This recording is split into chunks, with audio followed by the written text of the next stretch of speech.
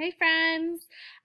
So today we are going to start a very fun piece of our writing, and we're going to start actually writing on lined paper. How exciting is that? You guys are going to have actual written work just like I have here on lined paper. That is so exciting. So let's get started here. So what happens during this stage? Okay, well, we've each chosen our writing topic. We have used bubble maps to add details. And then the last lesson, we used a flow chart to organize our details in order. Now it's time to put our pencil to our paper, pencil to paper, and begin writing our first draft. Okay, so what you're going to need, you need lined paper, plain lined paper, and a pencil. Okay, you need your map or flow chart from last week.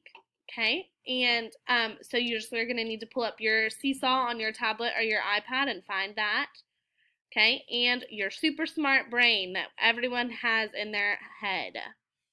I'm going to show you kind of what this is going to look like before you get started. Okay, what you're going to do is you're going to take, you see here how I have my flow map and then I have lined paper. Okay, so I'm going to take what is on my flow map, okay, and write it into sentences on my lined paper. So, here's my flow map. Let's review it really quickly. Last year was my first day of teaching at Wrightsboro. I remember being nervous and excited, the feeling of butterflies in my stomach. I remember drinking a big cup of coffee as I drove 45 minutes to my first day of school. The other third grader teachers were super welcoming and made me feel comfortable and calm. Miss Fulcher and Miss Keckley were also new to Wrightsboro, so we were able to talk about our similar feelings. The smell of new crayons and fresh pencils filled the air as the students unpacked their school supplies. My students were a bit shy at first, murmuring to each other, but by morning meeting I could hear their strong voices as they described what they did over the summer. As soon as I got my students started talking, all of the butterflies went away and I didn't feel nervous anymore. I was excited to teach at a brand new school. So I'm going to take all of those thoughts in the order I put them in, insert transition words like we've been talking about, okay, and make a story, make it into a written piece of work, okay? Here is my example. Okay, so I went from this to this. Okay, so this one says, last year it was my first day of teaching at Wrightsboro. When I woke up, I remember being nervous and excited. I had butterflies in my stomach. As I drove 45 minutes to school, I drank a large cup of coffee. Once I got to Wrightsboro, the other third grade teachers made me feel welcome, calm, and comfortable.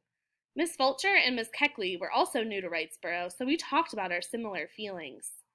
So do you see how I couldn't fit it all on one piece of paper, so I had to go to a second piece of paper. Before long, the smell of new crayons and fresh pencils filled the air as students unpacked their school supplies. My students were a bit shy at first, but by morning meeting were using their strong voices to explain their summer. As soon as my students started talking, I no longer felt nervous, I felt excited. Now, so I told you about how it all didn't fit on one piece of paper. Okay, so I had to use two pieces. Another thing that I noticed in my writing is that I skipped lines. So I start at the pink line side, start here, right, skip a line, and go right, skip a line, okay? And you don't have to have a period at the end of every line. You only put periods at the end of thoughts, the end of sentences, okay? You may also notice that I have capitals at the beginning, periods at the end. I use transition words such as last year, as I drove, once I got to Wrightsboro, before long, okay, as soon as my students, okay, those are all good transitions. Now, this picture is really good because you can read it nice and clear, you can see all of the words, okay, it's not too close zoomed in, it's not too far away, okay, So let's talk about how to take a picture that it looks really good so your teacher's going to be able to read it. We are going to look at some examples of what not to do. So this one right here, the first one, is too far away. Your teacher cannot read that. Okay, the next one is way too close. Okay, we can only see parts of certain words. We can't see all of your writing.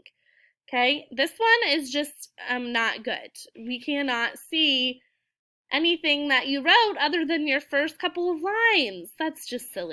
Now look at this one at the very end. What to do? It's just right. We can read it, but it's not too close. It's not too far away. It's just right. So make sure when you're doing that, okay, I'm going to show you here.